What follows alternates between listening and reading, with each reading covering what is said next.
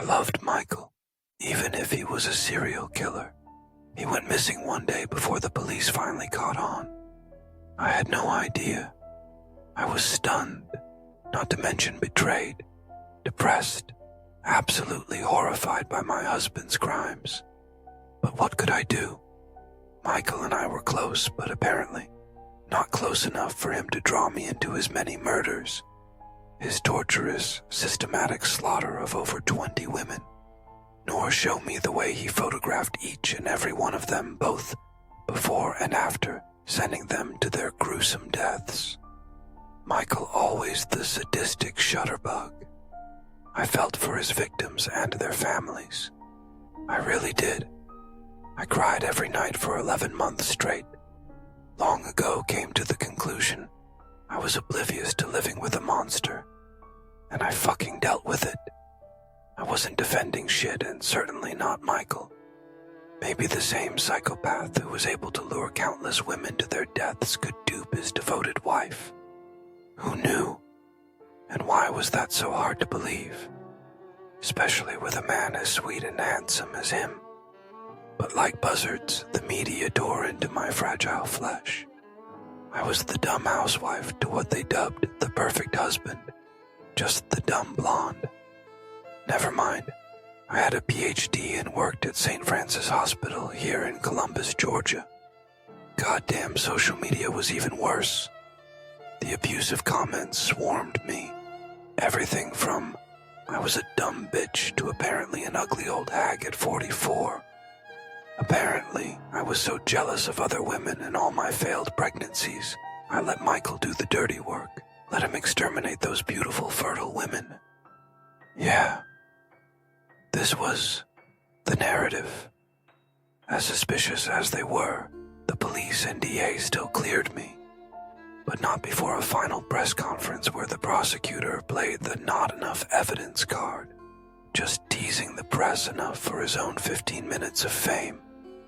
To be able to be featured in the surefire documentaries where Lifetime and E would rip me apart.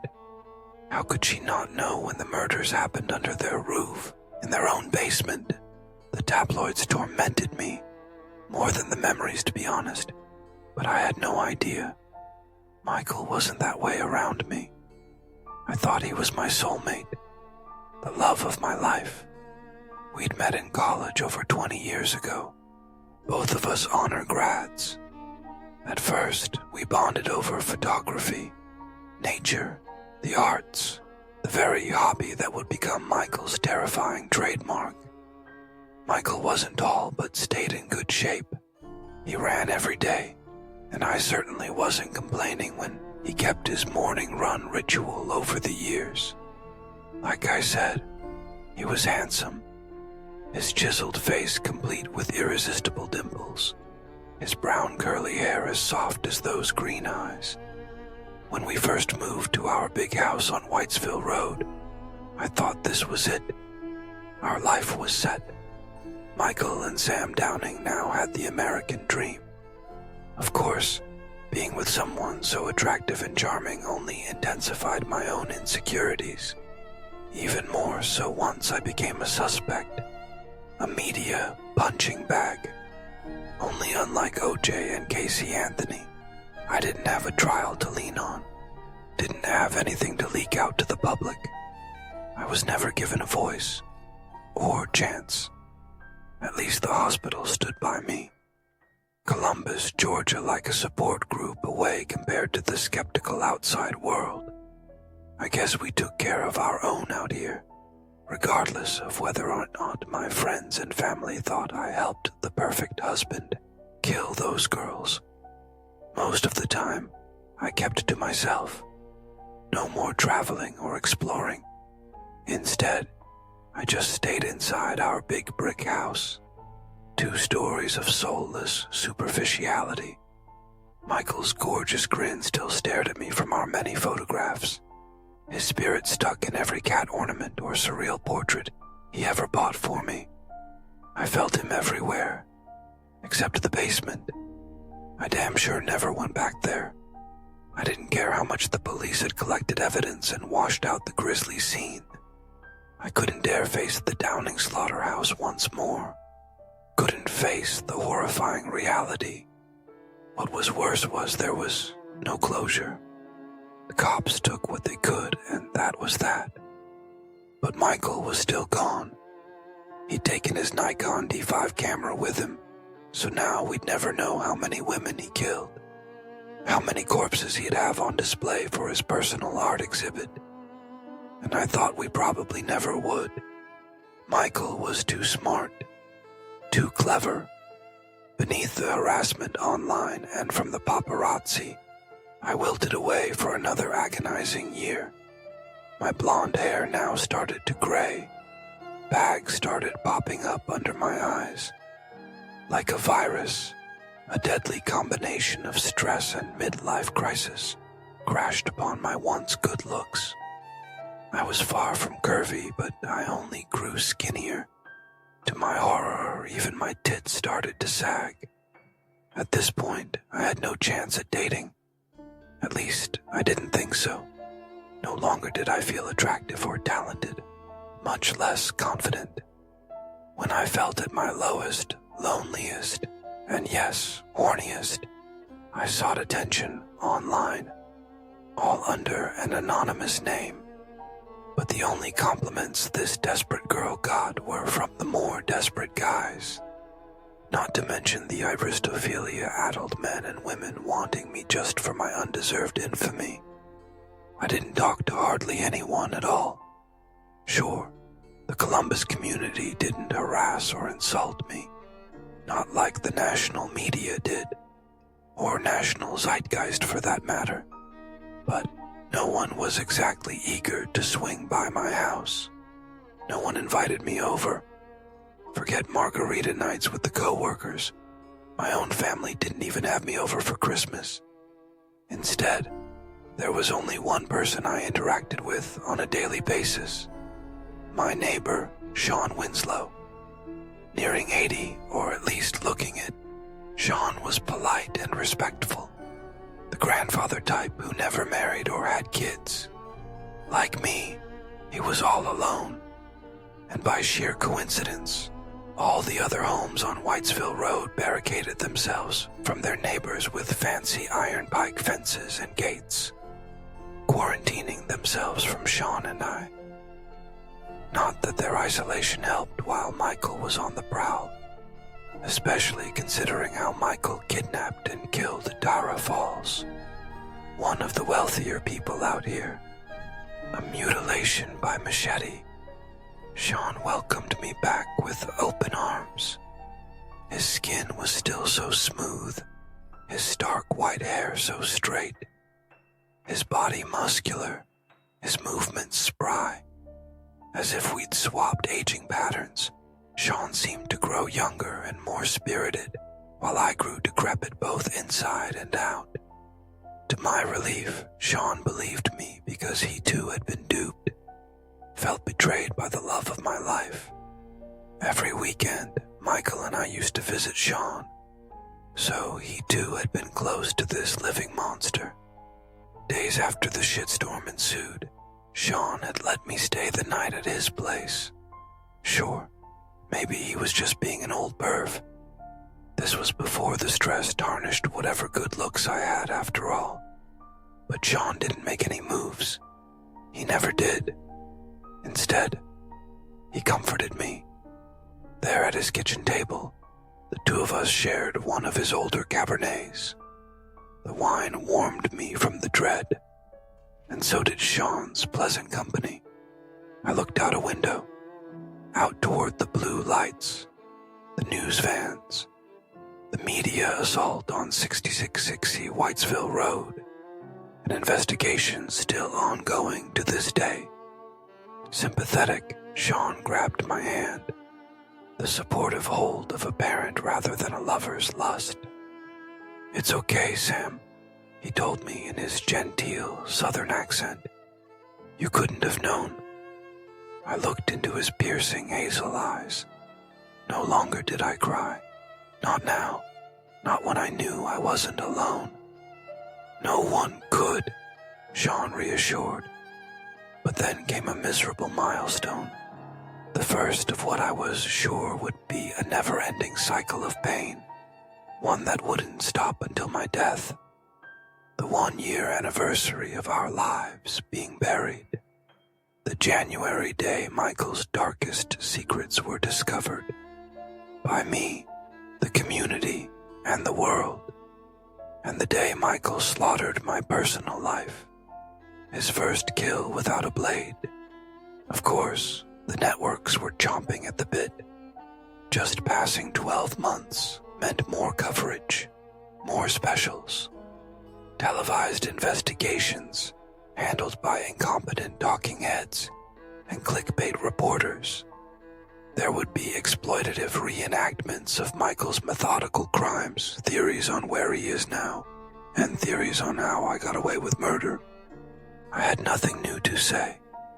I didn't know why Michael did what he did, why he killed, why he used all sorts of vicious weapons from knives to hammers to kill so many women, or why he used his favorite weapon of all, the Nikon, the same exact camera he used to take pictures of his bloody trophies. At the recommendation of lawyers and loved ones, I declined the biased interviews, even when I knew that wouldn't be enough to turn down the army of press camping outside my door when the 21st arrived. But Sean came to the rescue. Yet again, the offer of staying at his place during this tasteless holiday was too much for me to pass up. An escape from both the limelight and lynch mobs, and one that was less than 100 yards away. On that cold January dawn, I migrated inside his house, well before the news crews and cameras began their stakeout, before I could become prey to this malicious pop culture. Sean's house was spacious, clean. Besides the abundance of wine, he liked art as well. The many framed photographs and paintings perfect for his homemade museum. Throughout the day, we hid inside, far from the madding media. No one bothered us.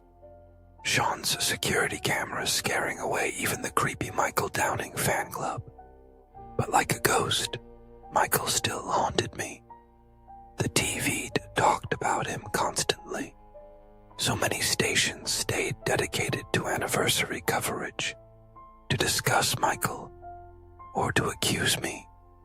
So Sean guided me back toward the kitchen table, back to the site of our better memories. Together, we shared a few bottles of Pinot Grigio.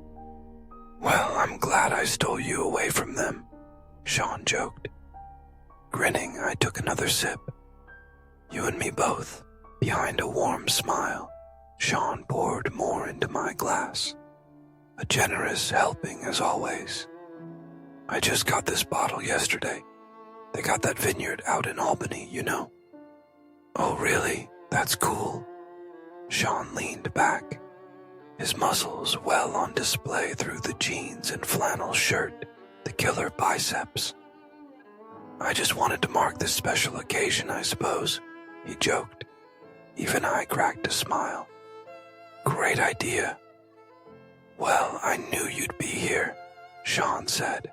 He leaned in closer. "I always appreciate your company, Sam." My eyes scanned the room, doing everything they could to avoid the sickening soap opera outside my front yard. But the huge Keurig, the catalog of Sean's nature photography, did nothing to ease the anxiety, nothing to stifle Michael's deep voice, his piercing gaze, the elegy of our good memories. "Honestly, it gets lonely out here," Sean went on. Feeling drunker by the second, I leaned against the table, trying to keep myself upright. Sean shook his glass. White wine splashed out. I now realized it was a glass he hadn't touched in quite some time.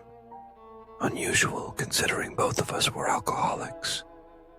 "I miss the old days, Sam," he said, his voice sinking to a low tone, a southern accent shifting from high exuberance to deep reflection. The drinks caught up to me. They hit so quick, so sudden. I looked over at Sean's refrigerator, at the many magnets and photos. Several pics looked familiar. There was St. Simon's Island's beautiful beaches, Pasaquan's psychedelia, and Buena Vista, the same places Michael and I loved to visit. "I miss when we could all be together," Sean said, his voice drifting away.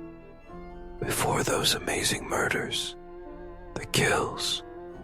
My eyes drifted out of conscious. The room got blurry. Everything faded to black. The glass slipped through my hand and smashed against the marble tile. A deafening sound now reduced to a hollow echo. Through the haze, I confronted the bottle. What I was sure was drugged Albany Pinot Grigio. Sean reached toward me.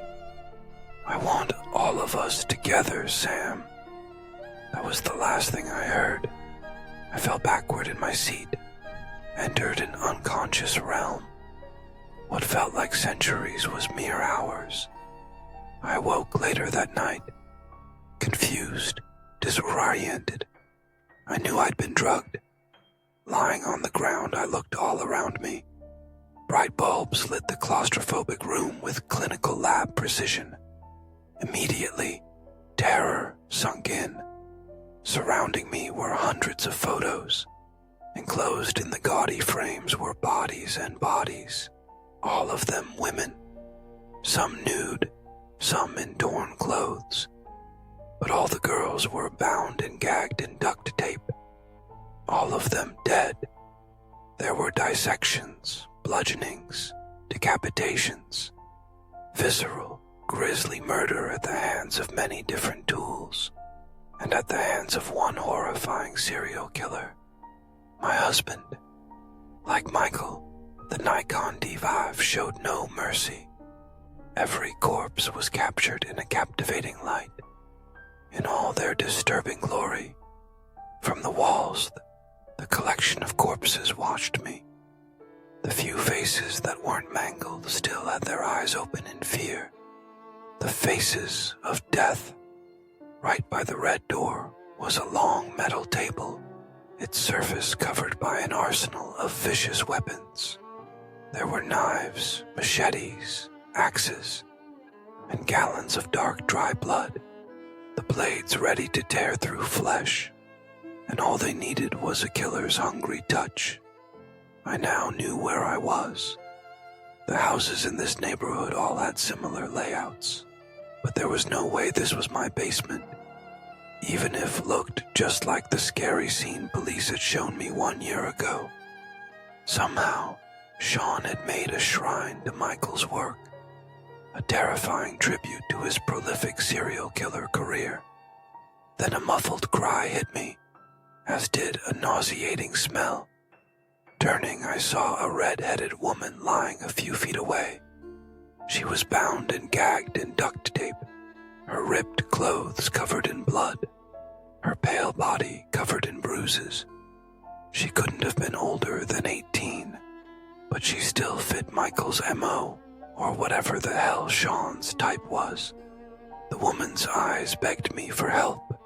She squirmed beneath the tape, too weak to even crawl. "Oh God," I yelled. I jumped up and ran toward her, desperate to help the young woman escape. Tears streamed down her eyes.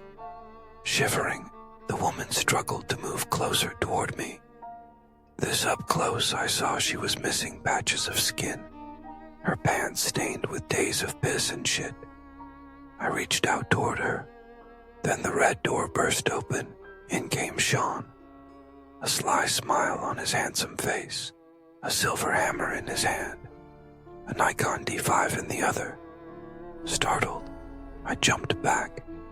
My eyes watched Sean charging forward, like a wolf ready to pounce on a vulnerable lamb. I stood petrified in fear, even as I heard the young woman shriek through that tape, heard her body flounder on the floor. Without hesitation, Sean sunk the hammer claw straight into her face, right between the woman's screaming eyes. Blood blasted all over us, each of us coated in a quick crimson shower. The girl fell straight back, her body silent and still, the hammer and arrow into her forehead's bullseye.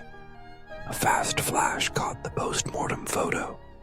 The young woman, now a most morbid model, perfect for Sean's morbid museum. Sean lowered the Nikon, revealing an even bigger smile, pleased at his latest trophy. Horrified, I glared at him. "What the hell are you doing?" All I could scream. Sean's cackle became a soundtrack to this slaughterhouse, in his death basement. Angry, I took a step toward him. "What the fuck's wrong with you?"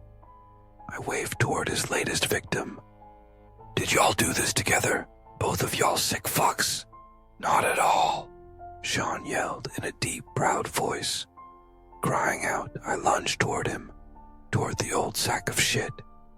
In one quick push, Sean pushed me straight down, his strength so sneaky. I fell hard. Groaning, I looked up at him, his muscular physique, the shoulders and chiseled chest so unnatural for someone near 80. With a theatrical flourish, Sean withdrew a switchblade and flicked out the shiny blade. He set his hungry sights on me. "I've been waiting a long time for this, Sam." Disturbed, I watched him lean in toward me. But inside, I built up courage, or at least tried to. "You have no idea," Sean went on. He put the blade to my face. Faint blood stains were all over the fucking thing, bits of female flesh included. I suppressed the tears, but stayed sickened by everything around me. "I want you," Sean teased. Embracing anger, I threw a first punch, right at Sean's nose, my aim perfect. Covering his face, Sean staggered back. "Oh, fuck!" Then I looked on, simultaneously stunned and scared, unable to move, to make a sound. There stood Sean, clutching his bloodied nose and dangling filleted flesh, the long strands of skin like shredded paper. He glared at me behind one green eye and one brown one. Through the blood, pale powder smeared across his hands. Red rain had washed away the disguise. And now, it was all clear, especially when I saw that hazel contact lying by Michael's latest victim. Raising the switchblade, my husband confronted me, standing tall in the death room he'd recreated in Sean's basement.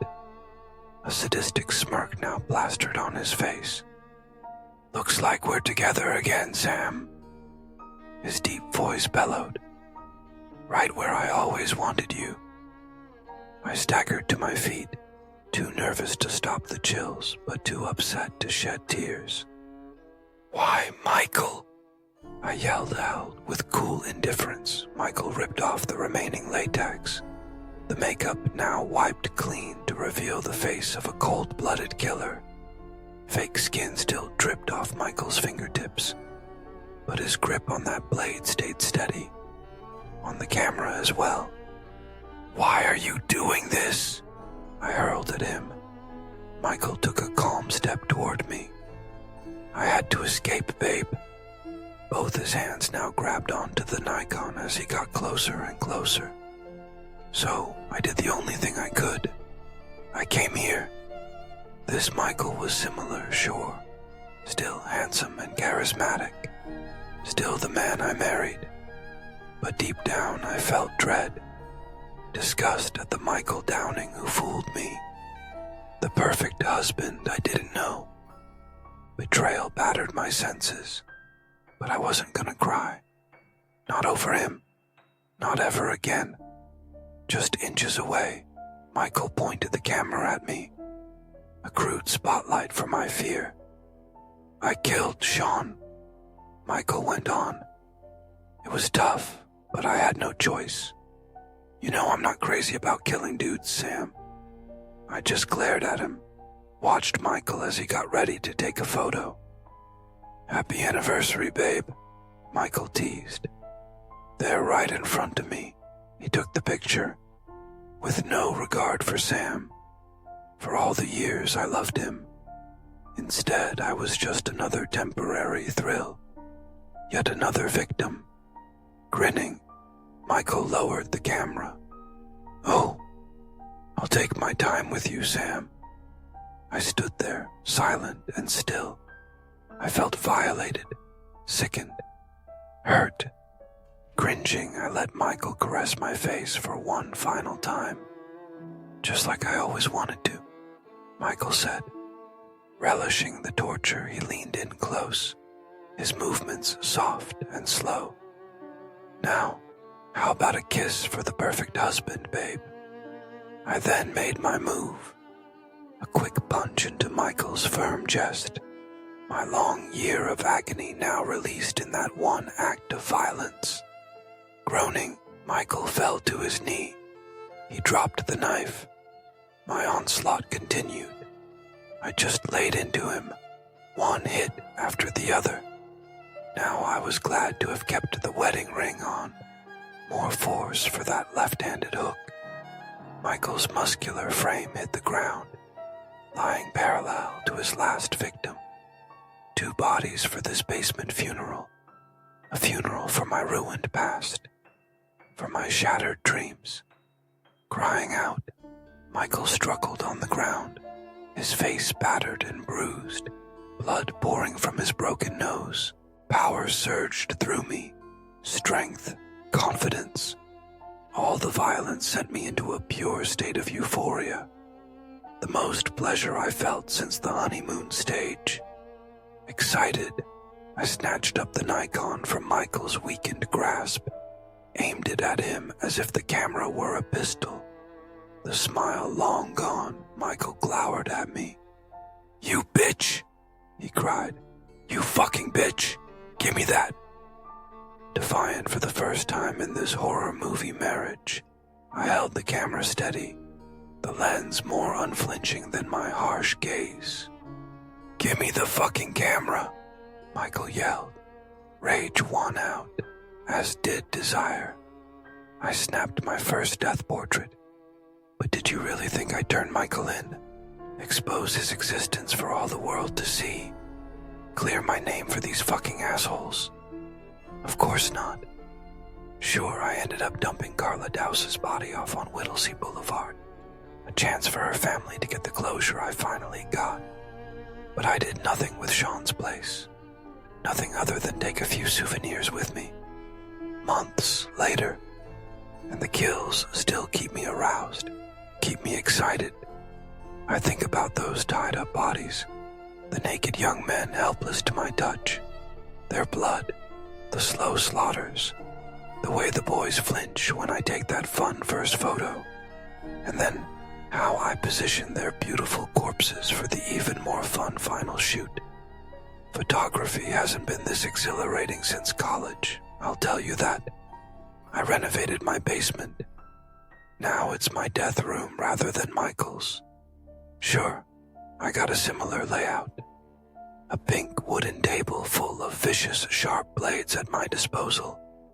But at least I keep the slaughterhouse stylized. I love the pink wallpaper, the psychedelic, now bloodstained, rugs. But most of all, it's my personal museum. The framed photos of dead hot guys running up and down those walls are my victims, not to mention my newfound pride and joy. The fetish I never knew I had. Late at night, I'll fall asleep thinking about the kills, fantasize over them, salivate over taking those pictures, dream about murdering those fine-ass men. By now, the photos of Michael and I are gone. Everything that reminded me of him are gone with them. The cat figurines, the surreal portraits. This is my house now. Especially that goddamn basement. Sam's slaughterhouse. The only thing Michael has left me is himself. The crumpled prisoner in my death room. Like an entrapped lab rat, he just lies there in duct tape. Too beaten and bloodied to do anything. Both his Achilles are liaged, his tongue ripped out, fingers lopped off. I don't mind toying with him from time to time, but I do have other studs to tend to, more alluring hotties to play with. Their photos now form my basement trophy case. That Nikon, my deadliest weapon of all. I understand Michael's desire now. I get why he was a serial killer. The same motive fuels my bloodlust in the basement and in bed. What I do behind that big red door gives me exhilaration, an escape from the boredom. So much pleasure I carry it with me to the bedroom every single night. Now, I never feel lonely. After so many murders, I feel better. The carnage a catharsis for my confidence. I've matched Michael's strength. Now muscular and fit, I look amazing. The blonde hair is back. The wrinkles held at bay. I look 10 years younger, and I use my attractive looks to my advantage, just like Michael did. In the basement, I scan the many framed photos, the many victims I'll be thinking of later tonight, and the same murders I'll be dreaming over for eternity. I steal a look at my unconscious husband, divorce closer than ever considering Michael's dying state. His cuts and scars have only been growing deeper these past few days. Then my eyes drift toward Adam, the college kid I picked up last week, a jock with a nice smile and long black hair. The slit throat now made him even prettier. So did the blood all over that amazing body. A perfect picture for my gallery. A sharp vibration cut through my admiration. A phone call from my latest date, Johnny Cullen. He was a cute, skinny black guy in his 30s, one with a sympathetic heart I couldn't wait to carve out. Dressed to kill, I turned toward the table, toward the butcher knife I planned on using later, not to mention the other tools forming my hardware horror fantasies. The media always wanted me to be a killer, and so did the rest of the world, even Columbus, Georgia, even my friends and family. And now, well, I was gonna give them that bitch. Meet Sam Downing, photographer and serial killer. The perfect wife.